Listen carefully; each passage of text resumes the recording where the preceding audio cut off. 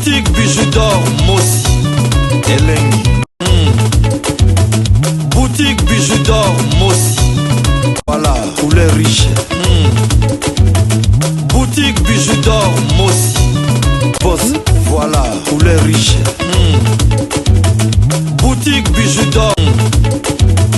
Boutique bijoux d'or Mossi Elengi.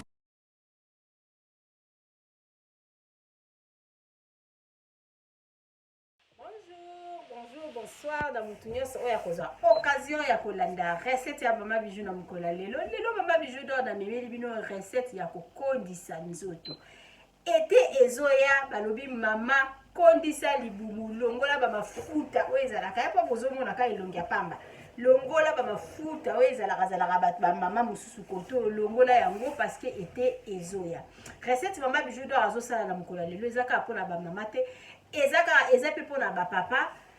Mutu mususu okoza oza na munene mais oza na ba mafuta te. Eza na mutu mususu aza mukie mais ozomona aza na trop graisse. Siko recette nazola kisabino lelo eza pona kolongola la graisse. Pona ba mama na pona ba papa lata bodi donc so lati bodi omoni penza libomu plat. Recette mama bijou do azosala lelo. Recette nange ezali ya anana batia donc anana, tangawizi na citron. Nazo lakisa bino ngo siko ndeni na kosala na courgette na bosani. Biloko na ngai naza kolakisa ngo siko. Na mutu nyoso to okuta na video na ngapona mbala ya liboso ngala blessing toza ko inviter o s'abonner, fina cloche wana ya notification pona biloko to mama bijou do akotia ekomelaka yo na facilité nyoso. Mama bijou do alambaka sala ba recette ba tumwindo na sala ba recette ba mindele mama bijou do sala vraiment makambu ebele mama bijou do abeta masolo za chaque vendredi on azobengisa bino boya eza anniversaire ya mama bijou yaka téléphone ekozala wana soza besoin ko souhaiter nga bon anniversaire benga mama bijou do pona ko souhaiter ngai ba bon anniversaire na live nanga ya vendredi na 20h30 na botama le 28 mai et tombé vendredi na kozala na live ka pona bobenga nga bo souhaiter nga ba bon anniversaire mutoza la question ko tuna nga tam sundenge na travaillaka elo ni mama bijou do alingaka elo ni mama bijou do alingaka te mama bijou do kuni na munene kutana na ona mokili malika munyeso to ngo tuna nga yaka ko tuna nga vendredi na 20h30 na kozala wana pona ko répondre bino be pona ko yamba ba ndenge boya ko souhaiter nga lebi ke boko benga nga vendredi na 20h30 ebele mutu nyonso toza besoin ko souhaiter mama bijou do souhaiter nga vendredi na live nanga parce que ça jour mama bijou do abotama. Blessing, tu veux parler quelque chose? Oui. Ja, parle, Mama. Also jetzt auf Deutsch für die aus Afrika kommen. Je parle maintenant einmal. Das ist Zitrone. Wir brauchen eine Zitrone und Zucchini. Ja. Und hier noch Ananas. Noch Ananas. Ça, c'est ananas. Das ist Ananas. Ja, ananas, les grosses ananas. Et pour laver... Où est le tangawizi? Habe ich ein Bild von bekommen. Warum? Der Tangawiz muss kalt werden. Ja, amène ça ici. Tangawiz, tut mir leid, ich weiß nicht, wie es auf Deutsch heißt. Ja, tangawizi, c'est ça. Bon, biloko la biso, mama biso sala musala siko nazo la kisabino. Bomo la musala ongana blessing et tozo sala siko. Biloko la biso préparé ya ngo na posa ni fumati.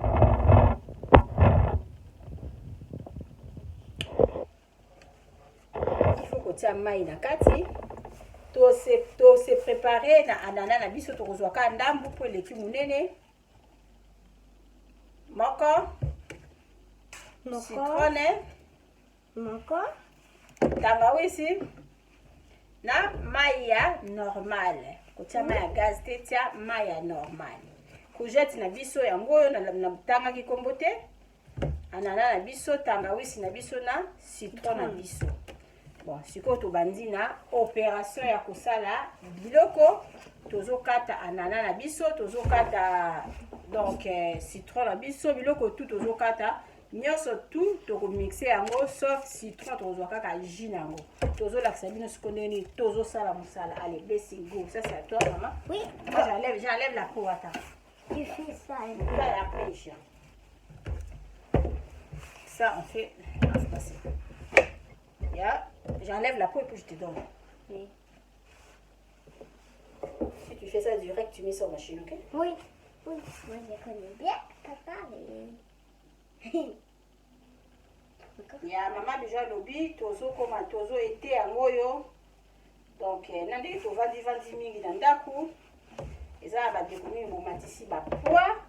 Siko il faut to longola ba poids pona et ça la biso bien.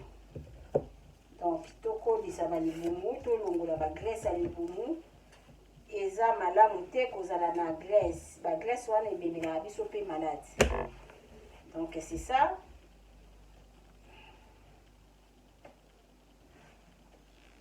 Le longoli va poser blessé, toi tu coupes, tu mets ça ici.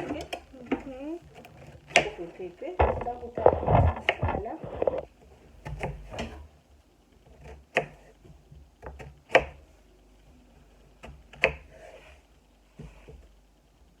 Ça là rapide pour la vidéo à moulaïté. Maman bijou na yo qui pose ça dans melelo comme on a ngabo pe na matisi moi ba poids. Donc c'est ça. Et voilà, pourquoi pas parce que ça y a bino jus moko ya anana ezapika ko na kodisa nzoto. Mais na tsaka biloko na zotia lelo te. Donc recette est pour la kaka moko et pour ça lelo na midel ebele. Courgette oyo ezali bien eza na bato mosusu bazwaka yango kaka otokisi yango ya pamba bato basala ya régime ali yango ka ya pamba boye sa mungwa sa mafuta. Donc courgette ezalaka bien na santé elongolaka bagraisse. Ça aussi tu vas couper anana nanga na kokata ndambu parce que eza monene na ozwaka parti ndambu.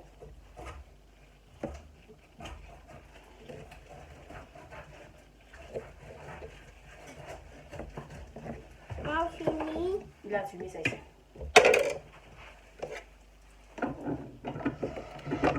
Oh. Là, côté, on a ça l'ananas. Moi, j'ai fait ça. Ananas et maman. Je sais pas comment, non?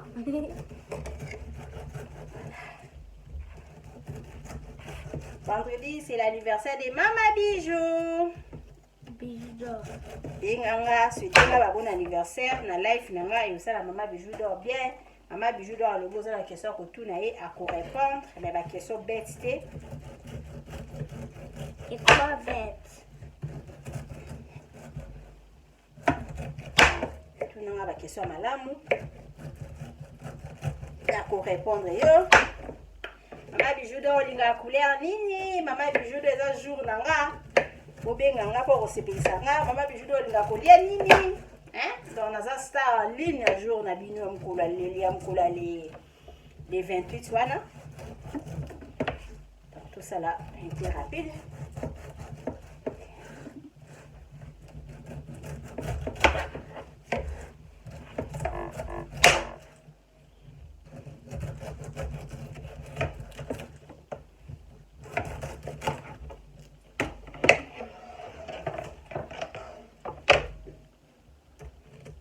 Ananas ou gros sala yango il faut vraiment ezalaka il faut kolongola biloko oyo nyonso tout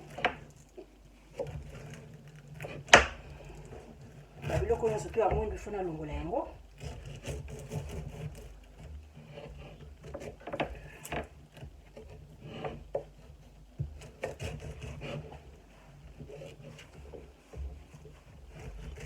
anana ya poto nayoka yango kitoko te anana ya kini boye goût on est à poto donc ça va calmer madame butoli ata ya ba boîte comme pour ko somba na ya ba boîte soko ndo kima na yo misala oyo ngala sombi na nga ya frais hein ko somba ya nzanza ko kibe ko dika yango parce que ça ba tubi ba linga ba misala bote ko somba no ya nzanza donc c'est ça. Oui, c'est ça. Maman Bijou dit condisa les bon ça tu fais ça mité. Oui. Non, on va pas mettre en machine. Hein? Oui. Je fais ça ici. Ya chérie. Condisa libumu e balobi condisa libumu. Moi ça za nzoto ningana te. Moi ça za nzoto kuba. Ça? Là tu sauras. Oui. Enlever la peau. Attends, tu vas couper ça. Là, je vais te donner ça. Là, tu vas faire ça. Oui. Voilà. Ça, j'enlève. Ça, c'est fort. Babiloko oyo nyonso tu mama biso azolongola na yango. Eza ya batangawisi wana baposo nango comme okosukula. Nabenga kutu tangawisi baposo wana okosukula yango. Et puis, omeli na yo mai wana. Biloko na sangisi oyo eza vraiment bien pour la nzoto. Donc ananas pe longola ba graisse. Eza bien. Ndenge moko pe na kotia nani na ngai tangawisi na na kati. Eza bien pour longola okondisa nzoto. Donc na moni biloko na ngai presque longwe. C'est qu'on a repassé yango na rinçant au moins moké kaka na mai après tout kata ye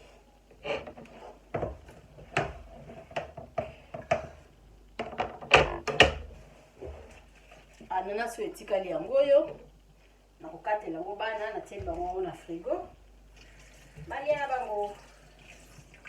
C'est ça les blessures au coupe et puis viens prendre. Voilà.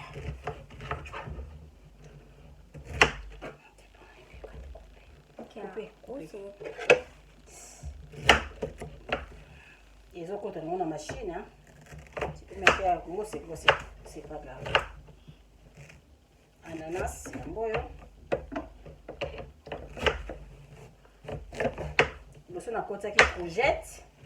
Après ce que tu as côté ça ananas. Af passer Et quand ananas on fait ta sucre. Non, c'est lecker. Probez-le. C'est bon? Bah, le besoin d'avoir un ananas, ça peut être sucre. Waouh! c'est pas sucre. C'est lecker. C'est pas sucre, c'est bon. Je sais pas. Ah, mais c'est pas sucré. Ananas, c'est ça qui toque. Moi, j'ai fini. Moi aussi. Tu laves les mains? Non, je prends les papiers. Maman, aide-moi. Ça fait. Le papier est coupé. C'est ça, bon, moni. Nazui ananas na ngana tie. Siko totikali na opération kaka yako. Longola. Les pommes. Kolongola po na biso ya tangawis. Oui. Après, Ok. Nika, là je vais faire ça. Ok. Si comme maman bijou nazo longola fa ba poso tangawis. Après la côte ça na kati na chamai na mixer yango. J'ai maman bijou ça vraiment facile à faire. Donc c'est ça. Oui, c'est ça. J'ai maman bijou ça facile à faire. Oui. C'est pas ça fait. C'est ça.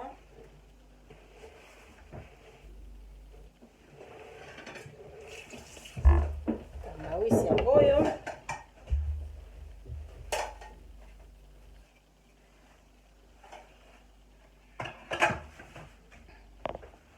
Nasilisi tangawisi nanga yango oyo. Tangawisi ekokatala kaka okotana na kati. Kati tangawisi nanga. Yango oyo natie na kati. Sikoyo mélange ya babiloko nanga oyo nakotia kaka mai. Nakotia kaka mai. Mai nanga normal yango oyo. Citron tokotia yango après soki tosilisi nde totie citron. En tout cas, vraiment recette eza malamu mingi. Eza kolongola ba graisse na nzoto. Eza vraiment bien pour la santé. Biso ba mama ya ba africain, ba papa ya ba africain, to mesala mingi na ba sport te.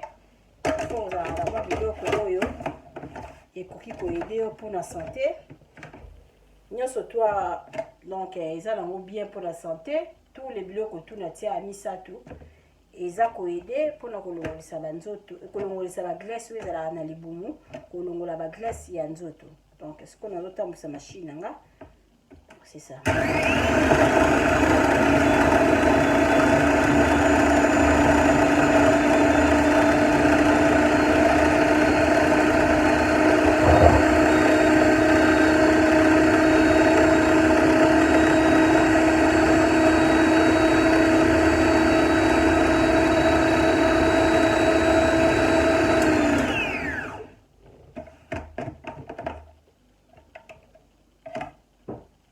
Eza ananas.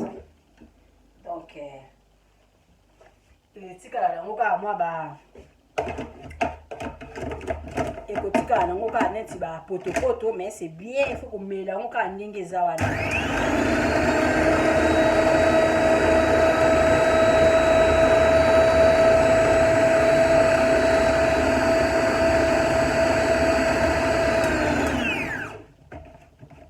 Mama na beige abenga yango bantsenge.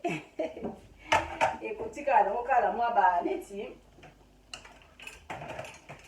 potopoto kaka, mais mela yango kaka ndenge ezali. Dunda yango kaka boye, nazobakisa yango mwa moke mai yango oyo. Mela yango bongo ya kitoko makasi na babiloko tout lia yango. Donc mama bijou na otiela yango ala kati. Na bakisa yango kaka moke mai. Et puis naza kotika leka toko makasi. Otaka mai moke mpona moni oza vraiment kilo mingi. Elo nazobakisa awa eza kaka mai. Nabakisa mai naotia yango awa. Nabakisi kaka mwa mai moke. Recette nanga yango ya mpola lelo.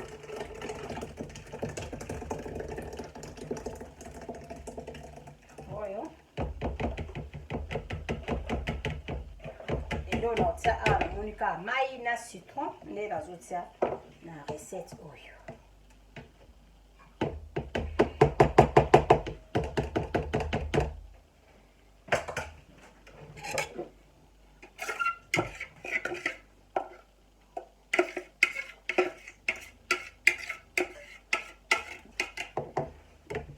Mai normal.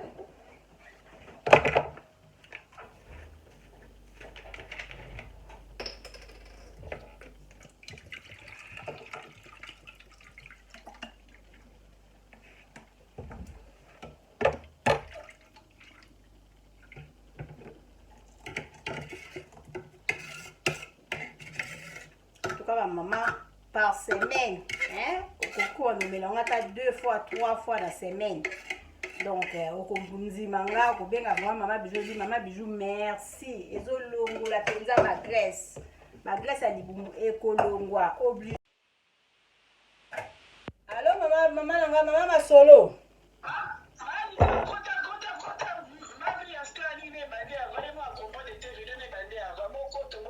Waouh, unazokota sikoyo. Ok, mais c'est bon. Nani nanga yango yo recette ya mama bijou asali yango yo. Eloko na obakisela bino kaka citron, nazwi ka jus ya citron. Na fini na kati.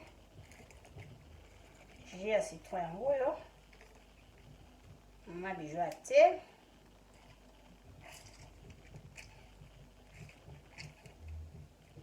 Jus ya citron. Na kati et puis esili. Ezolongola ba graisse na libumu. Donc c'est ça.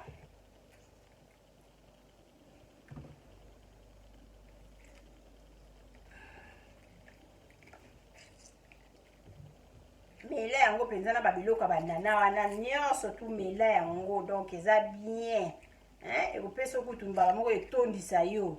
Ezo ekolongolo ba graisse nyonso. Moi ça kokoza na ba graisse ekweyaka kweya na libumu. Il faut longola yango. Il faut longola yango parce que ça bien te roula ta body. libumu ekwei lokola likala mosusu. Donc mpona kolongola bagraisse wana bapapa mosusu bazalaka libumu minene fo kolongola bagraisse ya libumu. Mama Bijou alakisi bino jus nanga yango oyo jus ya Mama Bijou esili.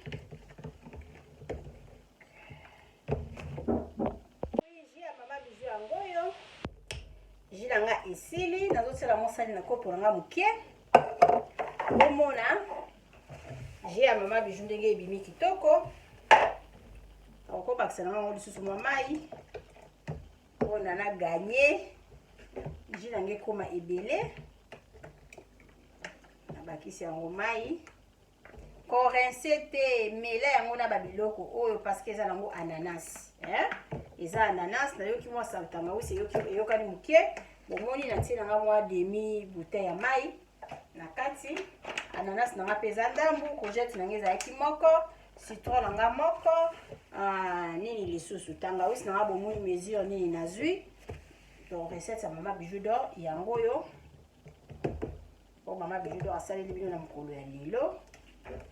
Yango Mama Bijou alobi bosabone na Bidor TV bozala jamais déçu. Osabone ofini cloche wana notification ezaka mpona ba 1 plus na mosala Mama Bijou d'or azosala. S'abonner ndeko na Bidor TV, partager vidéo oyo mpona ke koyede ndeko moko aza na problème ya bagraisse. Ekoyede ye, ekoyede papa moko aza wana aza na problème ya bagraisse. Aza donc ayebeli ko kosala te mpona akonda recette oyo vraiment ekokondisa motu. Donc dire na yango soko ozomela yango presque chaque jour. En tout cas 2 semaines c'est beaucoup. Okoki ko perdre ata 1 kilo. Donc c'est ça. Je n'ai pas un boyo. Waouh.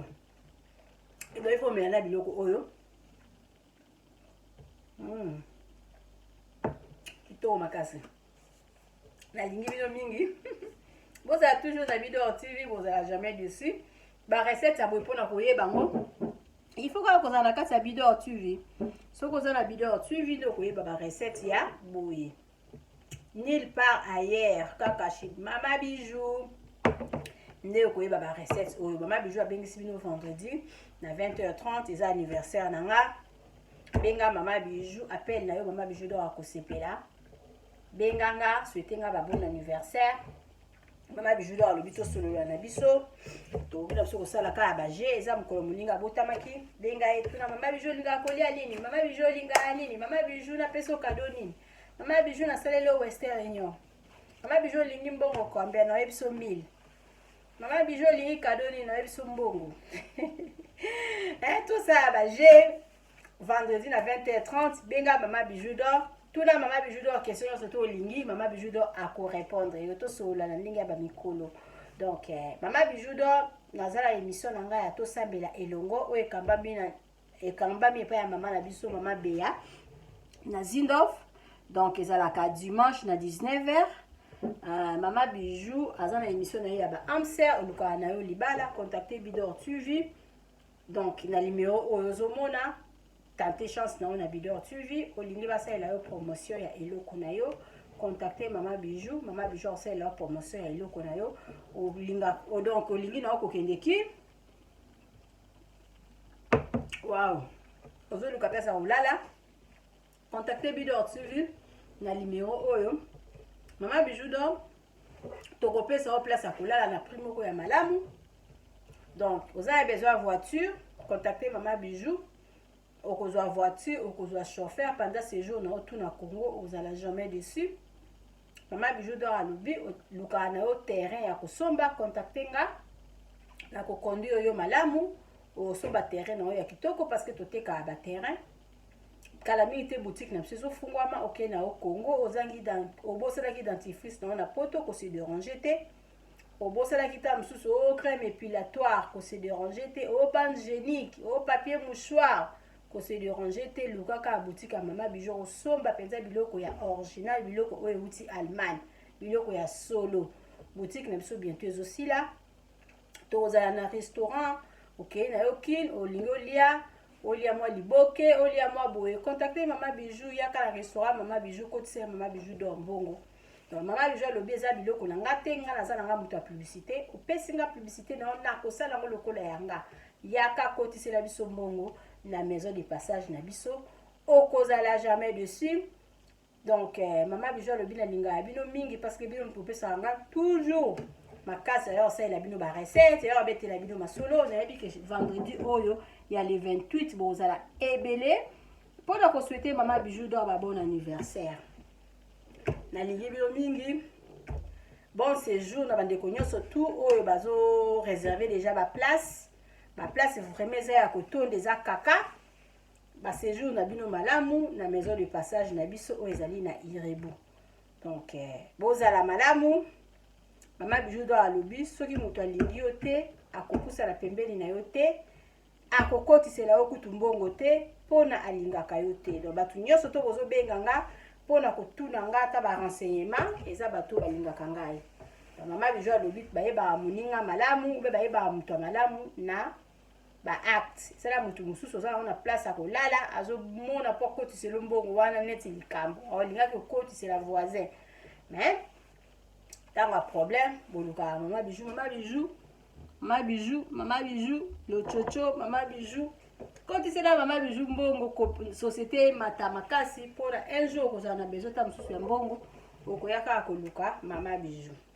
Ok, là au Congo, valise et bungi, orode fano bilamba la boutique, olato, et au foot, angata la soko zongi poto, donc. C'est ça. La ligne bino mingi to kutani vendredi na 20h30. Bon ça va ebélé pour na life Maman Bijou do eleka bien. To za ma solo obeta ebélé mais to obeta ngote vendredi zaka jour. Bo tout na ba question na répondre bino. Bye, to kutani vendredi na 20h30. Merci.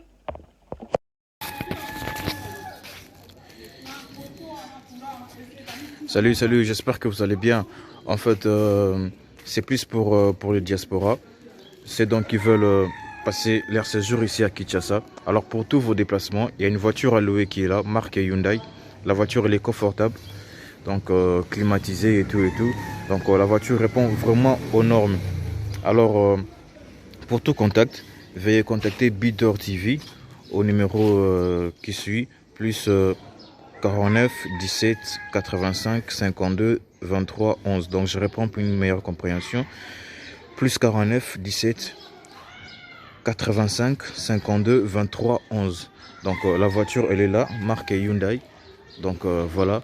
Donc ici nous sommes à Kinshasa. Donc pour tous les diasporas, pendant tous vos séjours à Kinshasa, voilà la voiture elle est là pour vos déplacements et tout. Donc partout où vous voulez y aller, la voiture elle est là. Donc vraiment, veuillez contacter Bidor TV et vous ne serez pas déçus. Merci et bye. Oui, botali vidéo na biso ya publicité, voiture na biso eza na Congo, moto lingo kende na yo Congo, contactez Bidor TV na voiture oyo tu komona okozala jamais déçu parce que Maman Bijou d'or alobi eza po na biso ba diaspora. Maman Bijou d'or naza na besoin ya ba partenaire. Yo partenaire place aux alliés, contactez Maman Bijou d'or. Maman Bijou d'or a besoin d'un micro, Maman Bijou d'or a besoin d'un ordinateur. Vous savez là na musala nanga soko lingi au soutenir Maman Bijou d'or na musala na ye numéro nanga ezawana. Merci.